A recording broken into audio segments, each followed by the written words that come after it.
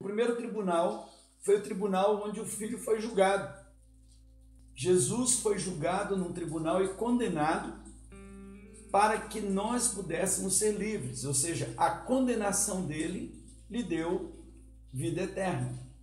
Então veja, a nossa vida eterna, ela vem por quê?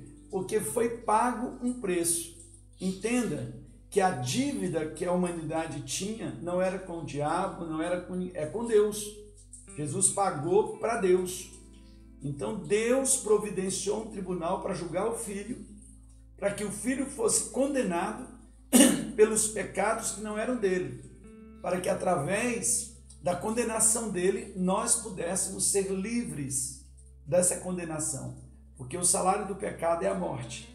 Então, quando nós falamos de vida eterna, nós estamos falando de graça. Quando falamos de reino, nós estamos falando de obras, méritos. Vida eterna vem pela graça, essa condenação que Jesus recebeu, e ele foi condenado à morte de cruz, para que nós pudéssemos ser livres.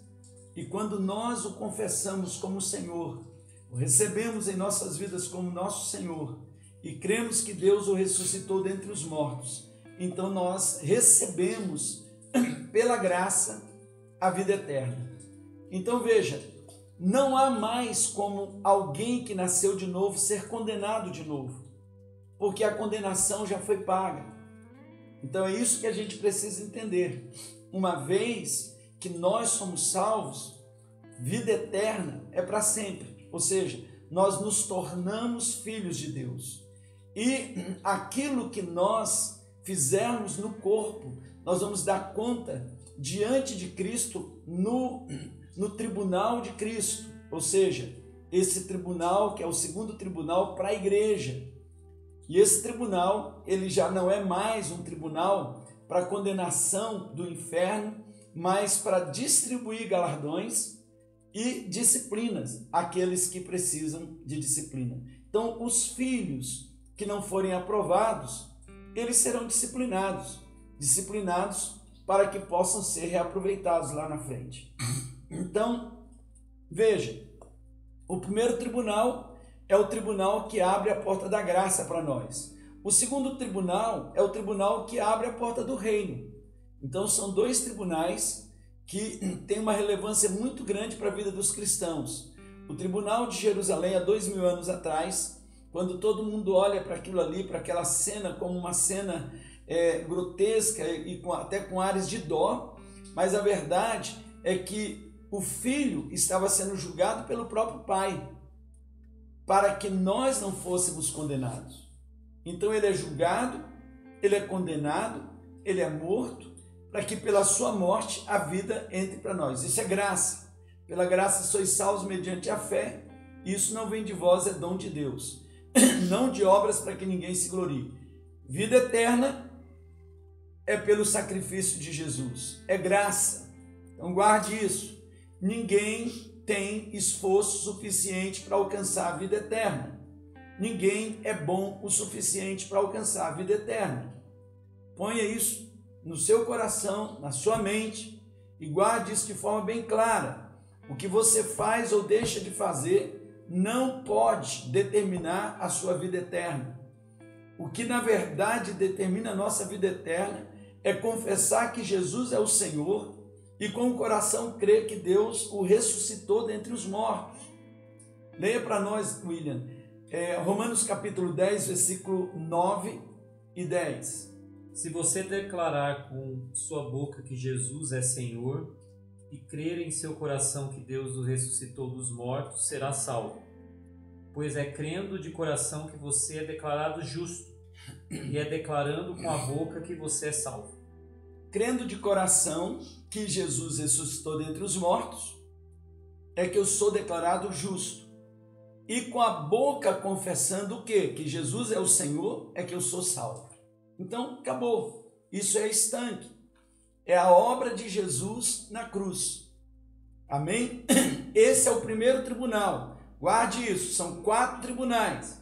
O tribunal que o filho foi, o tribunal que a igreja vai ter que comparecer diante dele, todos os salvos vão ter que comparecer diante do tribunal de Cristo. Paulo fala isso lá em 2 Coríntios, capítulo 5. Depois, o tribunal das nações, que nós vimos lá de Mateus 25. Ou seja, para que esse tribunal?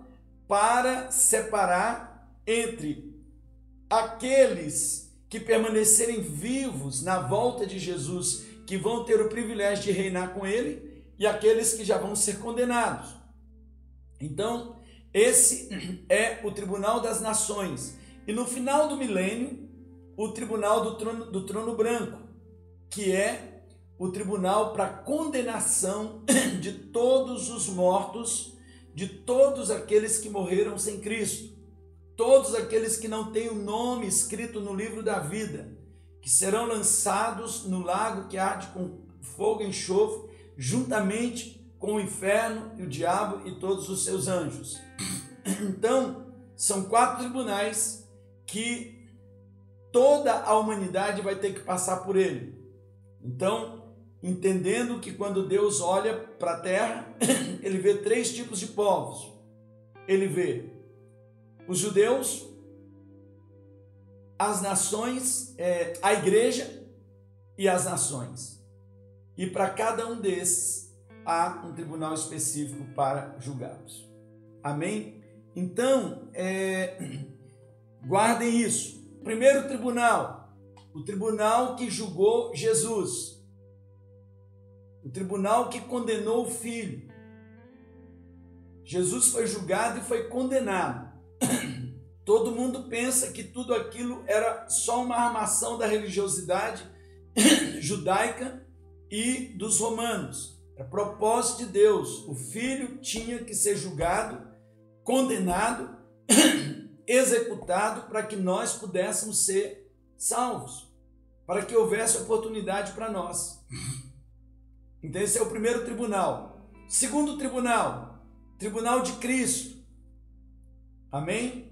O tribunal de Cristo, onde todos os salvos, todos os crentes, tanto os que estiverem vivos no arrebatamento, quando Jesus estiver voltando, quanto os mortos que já morreram em Cristo, todos precisarão comparecer diante desse tribunal para que sejam julgados segundo as obras que fizeram no corpo. Então, todos vão ter que comparecer diante do tribunal de Cristo. Amém, queridos? Então, olha, capítulo 5, versículo 10 de 2 Coríntios. Portanto, todos nós deveremos comparecer diante do tribunal de Cristo, a fim de que cada um receba o que merece em retribuição pelas obras praticadas por meio do corpo, quer seja o bem, quer seja o mal. Então, Paulo está falando para a igreja, e esse é o lugar aonde o Senhor ele vai distribuir galardões, privilégios e também disciplinas para aqueles que precisam ser disciplinados. O próximo tribunal é o tribunal das nações, lá em Mateus 25, quando o Filho ele estiver voltando, a palavra do Senhor nos diz que ele vai separar como um homem separa as ovelhas dos bodes. Então, veja, aqui em Mateus 25, versículo 31, quando o Filho do Homem vier em sua glória com todos os anjos, então se assentará em seu trono na glória dos céus, todas as nações serão reunidas diante dele, e ele irá separar umas das outras, como o pastor separa os bodes das ovelhas, e posicionará as ovelhas à sua direita e os bodes à sua esquerda. Então dirá o rei a todos que estiverem à sua direita: vinde, benditos de meu Pai, recebei como herança o reino, o qual vos foi preparado desde a fundação do mundo. Amém? E aqueles que estiverem à esquerda, ele vai dizer, apartai-vos de mim, malditos, para o fogo eterno. E ele vai dizer por quê? Porque eles tiveram a mesma oportunidade que os outros e não agarraram. Que oportunidade? De temer a Deus.